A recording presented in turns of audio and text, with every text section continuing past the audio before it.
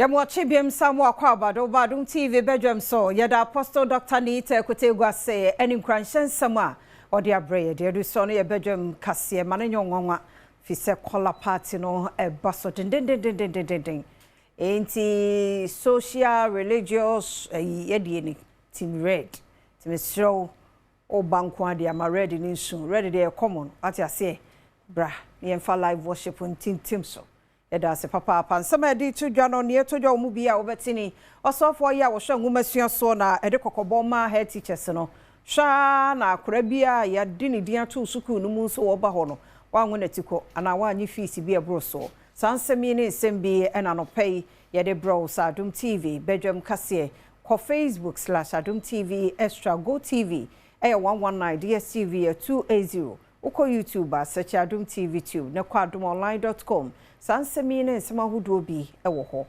bidin afia amankwa tamaklo majoy trish entadi kama fefei ene hyemi afia ne die mientie se den nsam ne chiremo ankasa etie osofo hwe ngumasua so Haruna Idruso de kokobo ma Headteachers nyina se omunsha na obia wo ba ne sukuu no mu a wanya admission no wo empamono anase onye sika bi eni ho kwan se oje no eni kwan so omuyesa so omuyesa ebra wo ho a ene safo na achechefo no ebedie. For your oversight, he is responsible for regulating what you do. So to heads of schools, uphold minimum approved standards of the GES or risk losing your job. We will not tolerate or countenance any disrespect to approved standards and regulation by the Ghana Education Service. So, Nana Chairman, allegations of illegal fees will be investigated and any head of institution found culpable will be dealt with in accordance with law. We was handed to Directors of Education in anyone say Adama, one month for any and two from no fundy and Shaya Hudua, so you know the good aquamu, at Chisenia Beya. If you for what you want more own Suku, Ahudomono, or be rabbit to me, and Yakunyano, I want more Emre home. Managers and Directors of Education, that let us collaborate and work together to stem the tide of growing indiscipline in our schools in order to secure a future for the young learners. Gusoya was senior high school from 1 for no and Semo Dialaboni senior high school aje form 1 student 1,400. Na wushimwa akosro ekakra womu so womu haw pa de se niema hudo bia nka beboama won age dodo no womu ho haw nanso school for form 1 dodo a won age no afimuni. Before then you send awufono this time documents na ebaye no placement documents ebaye ho no awufo contacts wo so enti ye boy ho body send nyina messages enti fi Saturday na ebinum bobaye enti ye gigi banya bebre na ebaye na eni dade esaweni na doso sese a me ne wo kase ye obe 1,485. Had Mistress Isan in some wish seen a tuja. Besa Busomi Bakunifa, your sector minister. Share, am I yes, dormitory ni fe. No movie, no. Dear she and no your dad fufro.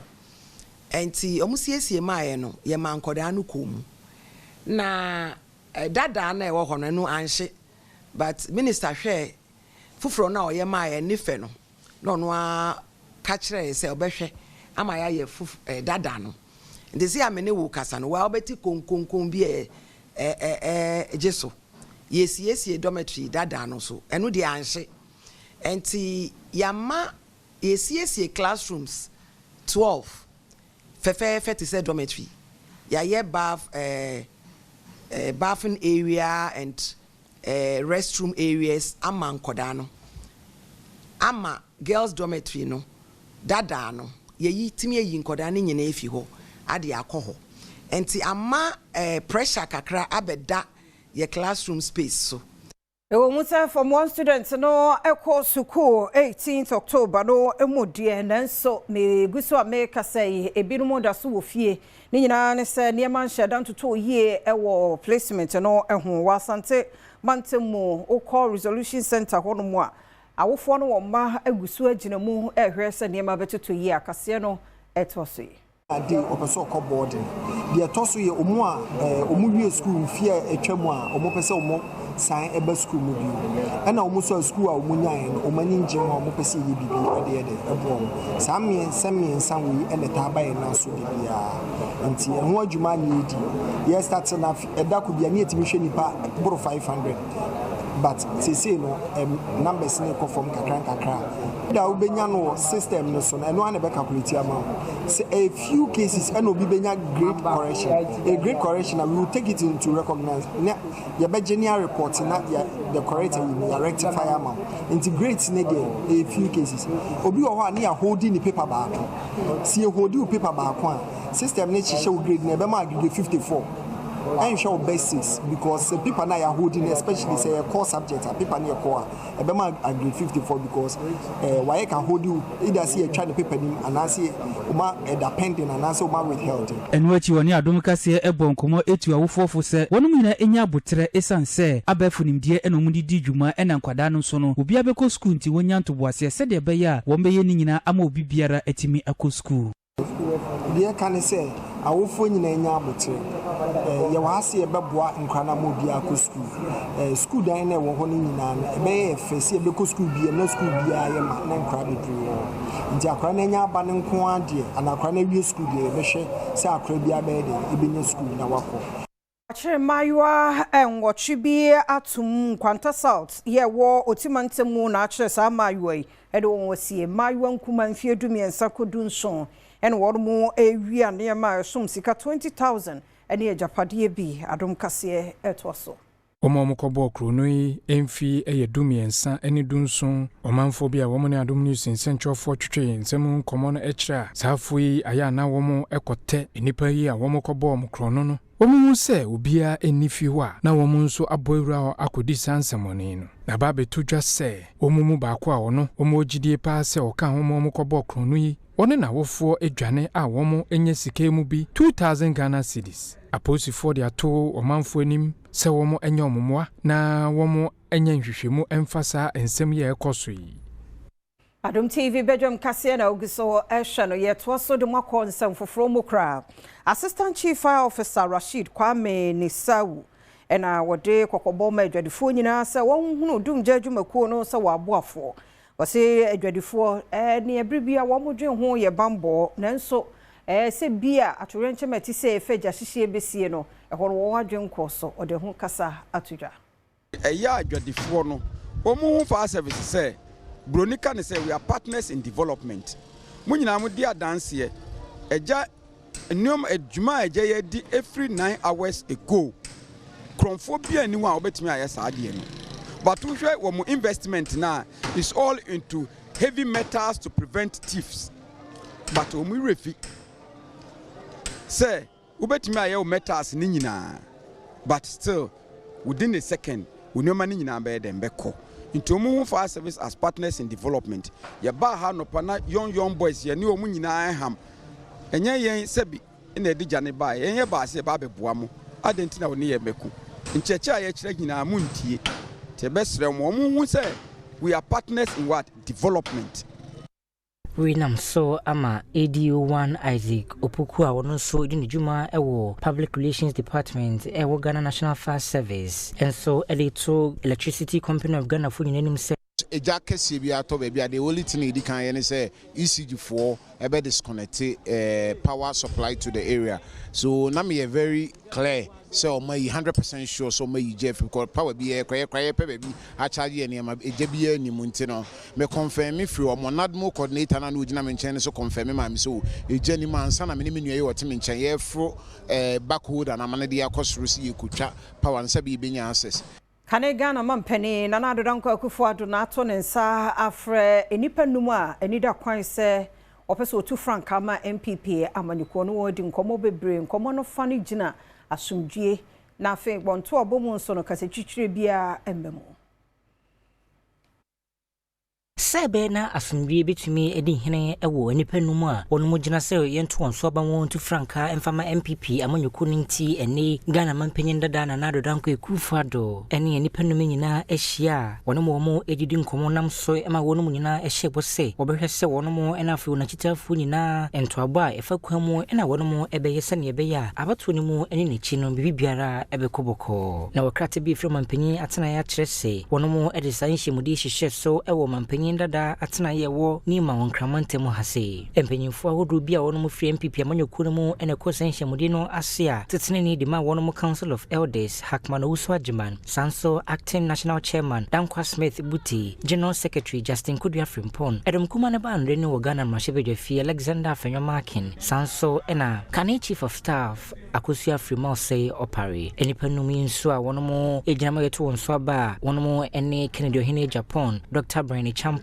Dr. Mahmoud Baumia Dr. Yawase Duchum ena afi kwabene je Japan so na wono mo ewonhyemudi no mo ebi na we ena wo mampanyin dada nkase mo wo kyerese wonani so emra wono mo nyina enya ama enhyemudi wo de hyehye so woje emra ama wono mo nyina behia ehono ma atoato adwene edifa kwampa obefa so edebato no ahyehye so abasabasa ye bia ensi we no de to just say se wono mo nyina etumi ebo ntoa no wo no yie no wamfa kasantwetwe bia amamu a eno benam so amasundwe edi hene na emfa ho se nipa enum no mu de obedi nkunim no wonyina nso emfa wona kita emfa ma nipa na se ne be ya afempenu ne du no wotwe abato man no ebekosoro no obetumi agitumi ede free NDC amanyoko no ensem we nam so ma nipa num nso so ehye bose emfa ho ne de obedi nkunim no wonyina be wona kitafo ede wona kita amasa enipa yi se ne be ya enkoden wono mu ebetumi akobi aboa ma won trobo ahodo a wono mu ebebo ede kwa afempenu ne du no wotwe abato no no ebeton manga na fo etirimu no watumi ato na ba ede ama wono Ghana Mampani John Dramani Mahama de atujwa se enche Western Regional Hospital Project no a kansensenmu no omo ebefri adwuma se ewo apemanim wa Hunter West Mercy no emu eso nyame ncha de ye debt exchange no ewie na nya friend official creditor committee ye buy ye no omso atranse amanti ase aye adwuma enti ye no mo adru agreement on official creditor committee no enti enjuma a share sa projects na se no oma makwan se yensan se ase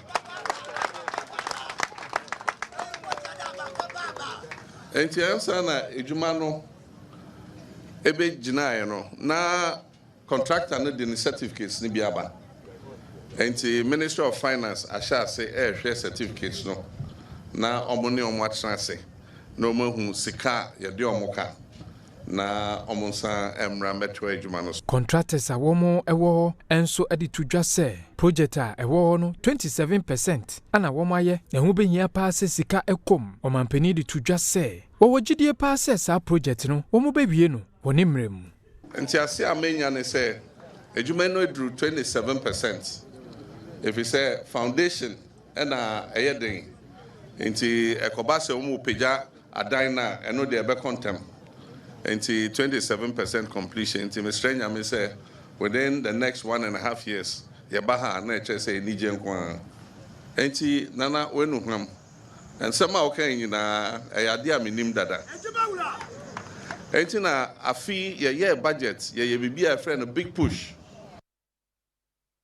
Yetwaso na Environmental Protection Agency penifo na womo guso agina de mu odimu fi se nei fama gudie tuo no krofo bi sesemo kura wona kwan foforo so a kwan a womo fa so anane no ewo yembro no na yenkran ha no womo hu no se kwa bi so no ye apomode hu nsam na womo etoto no asesa anti Professor Michael Ayanga ya wo ye deputy CEO MIP na edensemi tudwa wochwe hu se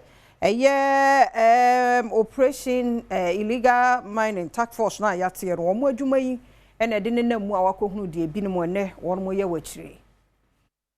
Deputy Chief Executive Officer ma Environmental Protection Agency EPA Professor Michael Ayanga edi atudwa se 9 months adwumadi a wɔn de egu akwan etu wɔmanfo a wɔn nam kwan bɔne so etu agudie ɛyɛ galamsey yi ɛso sa no saafo yi adwane afiri beebi a wɔn tu agudie no ama sese wɔn de ɛyɛ gold yi deɛ mfutuo wɔ ho yi bi de abankran na wɔn mfikyire ana wɔn ɛhoro gold no ɛwɔ. So, yeah, it's the greed of some individuals in our society going overboard, and we are very much resolved in our effort to bring this under control, and wherever they are, in whatever form they take, we'll go after them. Are doing everything they can. Some hide them in vehicles, bring them to the cities, actually pound them and try to watch them even in their backyards. And I'm only saying that it is becoming an issue of danger for even those who live in the city. Imagine washing gold and pouring the water in your backyard where you have a garden and vegetables. Yes, it's polluting. It's been a practice some time back. They used to say some Asians were doing it but it looks like some people are increasingly doing it. And one of my staff over the weekend was telling me that we have to intensify our monitoring. And I think that this is a call on all of us as citizens, that if you live somewhere and somebody is pounding these things behind you, it's not his business. It's your business to ensure that dangerous activities like this don't go undetected and unpunished. I think that I let the authorities. Bono Regional House of Chiefs and ne wodi ya wo National House of Chiefs ho no wo kwan a wonfa so hinsemo man so twen yakoso Sam Pajama North mensimu wo bono omo ye no wo mo bonyo so ayo se nsem bi ekoso ewo ye bono ha nye yen ni ye bono ha den ka House of Chiefs no some person say na da ye ni mo a ye ka na omuyi asem no de call manhia omo a omudi asem no ba ye no ane de yi call manhia nti na ye nim say anka be kan wi a be de ho susanso be bre ye wo ha be kan ni manhia wi no officially bia fan susanso bia mbre ye nti ye tumi strike na out na da ho ba entokwa ni dede a ekoso wo ho no in free regional house a free national house Osande futu mananano mahimfu se wo hwe se wo beka wo no abom na no ene de mpuntu ebeba wo mo empatem bia obeka se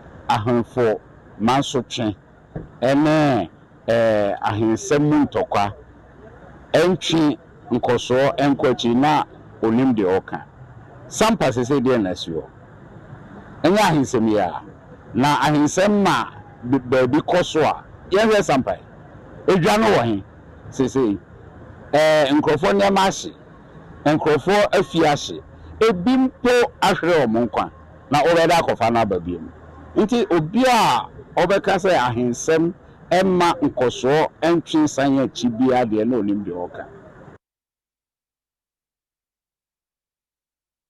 Menya no sona Adom TV Badwam kase no aha na brema kwan na no peye de asie mre ne adagye a wodema ya bribia nti yeda se warawoma afekra na de toaso no toaso nti we de ntete ho 5:30 ne ba se Badwam a yede nwom gigi mu a Kenya wo spirit na no pa no se be ya ne ma be koyi ewie ye 45 Apostle Dr. Anita Ekutego ba no abehye ye nkranen ore a 5:50 news no na etoaso ti news na ya wie ti wa fe no abeka ye ho no sa na hye ne tie ti no wa hye no so se bibia no wo beka ye ho sa wo hu nia ekoso de adu so no akudie mo nsem de bonkrata ne Adom online na fe health tips na no so adu so a ye de ebramu ti no madehye papa bi aye krado se de won so aye krado hye yen o mfiefi ahudom se wo kode awrade mfa nkomra somdwe ya hwe ho ye nso adaroma enkopra obi emo obi nsumpra na waka bi a kire fiefo nso obi ahwe no ho ye eno ano no madehye papa bi mema mo ache ya joso na bibia bokode na me Adom take mada bodwe mu de ya mu ye papa da ya me ase eti we for ye na ebi a ye nhade nye too much aware of the intent na wo hye eche ready ka betimi atake you through kakra Okay, wadawo. Ye ntia wo hye sa che ready anope ya. Wadawo mam da se papa so more opportunity. Say me to me explain me who That's simple. Okay. I say me nyare simple. Yeah. Enti mu amani tua. Nyame ya adom 1st November. Ya nyame so adom. Afi bia ne de esi. Sure. Nti adom asempa brands no, me kire Akam brands e wo multimedia no. Color party e baso e wo Legon Botanical Gardens. Na wana e follow live worship sa religious no ne ade health no any social issues yamon komo asetna pa live worship yin se ne awon kwahia e na de hibiem kra odo ahoma so e na de hibiem aha ye nyina ye kala ni okay ye nyina na nkofo obusa me ko Facebook ara mo busa me sro Koko Team Red muma ni sunda no red de e ye common ai me mema no chenya mu ya do ma de omo we gire be hye omo mo social stroke health a color and a red okay nice nti edi na me boy no segment na boy ni programs no ye nyina ye hye kokko ai nti me sro ye chitafo e chi no benche ye me sro da no ayi ye da me da November 1st Samini nyumba na nimto. Oh, me Kylinda. Chome ye Oh. Eno kwa say. Ensuo nemu na kwashede mu ma yenda. No na abekai. Na ya na adwude dwamai de. Hey, I don't want to say. What did I so? Sasa. Sasa so dia open no. Me na me pe. Wa kana nyo wa ko. Ana to ma me. Oh, sana me refi. Oh. Ba fe no wa kai ba. Wa kai no. Makumemulenda. Wini wa mintimenda. Menkuwa makumalenda. Enadi. Lenda. Aha. Makumamu hema. Mame rap there. Untime tini na ya muna brama yentina menkuwa makumem obalenda ena na adwudie yeah baba ya mama ya akokobora siyente ena ji brama yente eti makumemelenda ensio na mun na when you Batman era okay Batman era eti Samini dia no so wenti eye masa na dia wo kukuru dia besie de we wo ka Samini dia no so ya ka obeto Samini type nso me anya sports ni we fi on into we na sports for so you white yes you white oh yes that was fought for color color am say na program so do ni nyina na ma for pepper me say dudu ni nyina eno anem sa dudu na ahwese on say ana sports akwakoye obi a wardrobe white unti white oh yes obi no wardrobe white and what can news ne current affair news onko news yi blue oh yeah and a current affairs we green yes okay ejuma ya wa na ehye yes ha is it better day ya no na ye red no news news red na news current affairs team red oh yeah red Obi ese red, adana red. You know, apart from no keju ya crowd and papa. Yes, of course. Dame no so bo. Yes. Oh, takrade. Training. Yenhia. Unim toa, send the be ka ka chro. Enya no. Evidence based. Oh yes, evidence there. I dance your honum. Yeah. So I dance here. Yeah. Adansie ewo ho yes papa bay adansie o won yes metema ehia ya hunu o be metema se ba me just ye ka say adansie o se ampa ye ka wona enim da meto no tim to da me che nkrofo a untimi nyi akosinsia mfiri ho sa adansie no untimi nyi mfiri ho e bi akosinsia foforo bi na do odina mani street de enyon no e bi adansie bay ada ye hia wo ayibuko marina na de che ye Monday e begina ho atoto papa so a ko ha grongofo di ho emefa de no inform minister nyame adoma registration e cost Yes, director Beto Soma. Obia who number no na kwambia so no ya na I was here Kofi Ampedu or more it is what no any news. As on you bia no abono. And you bia no abono any news wo ba bia. Na me woni me to dam na ate me a. Papa bia achievement. Onchi obia. Mento he. My God. Kwada ni kumankohia. E ho no ye hu say yes kwasinsia ni. And you be ya na pay na ye double na ma. Na we gina dan mu ha dede sa ma de ache. Na ma bobo na ma tennis kasa sa. Evidence bra na yenko anim. Enu ano no papa kasa bi anim. Wadaroma. Aha. Ma na nyonwa. Yo no crack say odifo. Say ya sa quotation mame quotation we bi wo. Oni enu nyamu oni. Me so de mame ni quote mame bi wo. Oye gidi no ye Kristo ni bi anim sa quotation. Da o so na say mame ni minim papa mame. Asem a o kan ye say ubube. Enitbe etia. Etindie bia kwesi ni gomonte. Enya afi na bebo na ebusa so hwan na busa ada. Yes, mo ase da. Eja kwesi die na kwaso agudi ebusem. Before no. So nim say fiada. Ye gina kono. Ya de. Ya de pabi. Yeah. Na name. Yes. Oda form. Yes. Ti we die. Eni die mu a ye be sre chire ne benche ye. O meka multimedia na abusua ho. Ye kokra ye nua bema. DJ Amus. Yes. Ochiame amwakonda kwa. Nkokra no kra. Ti we die ni die mu a ye be sre macha oboase. Ye efiada anwumre. Na ya lande. Ejira ho. Ye akase efiada anwumre. Me o mama nkama me ho. Fiada anwumre. Na wo gina mu. Fiada anwumre. Na ya adom a. Alande. E wo boase. Bompaye. Membre da so ye be sa ba begirem. Ti fiada anwumre na de ko se de membre da. Kopim se be kra enua. DJ Amus. Eti enyi nhia oboase. Why Strada? Brabe kan ho. Na efe ochia me be som Ghana. Sa. Obesom ahefo obesom etiefo. Wona wo oboase Ghana chichi ni benche nyina. Bie no ochia me asensem training enya adwuma konkopem ye. Mo a tichiro edu mo birthday na ochia so ba. Ne aye. Ochia ko ye. Akokra ama kai na bra ho. Ni nyina ye nkogya no. Ni emeso abusia na oku ayire ne ma sa bre na omuhia. Yes. Ochia me wo hanko be ye. Tese oni mo bia Batman before abeka ja no ro picture to. Be ye ma na bros. Ochia erade nkoso amfa crazy. On chechire ja ne enna. Enu nuanom ne ayire ne ma. Chi obiare. Yenso adwumayefo kan ye pa. Oso be wura top ho na nke bia.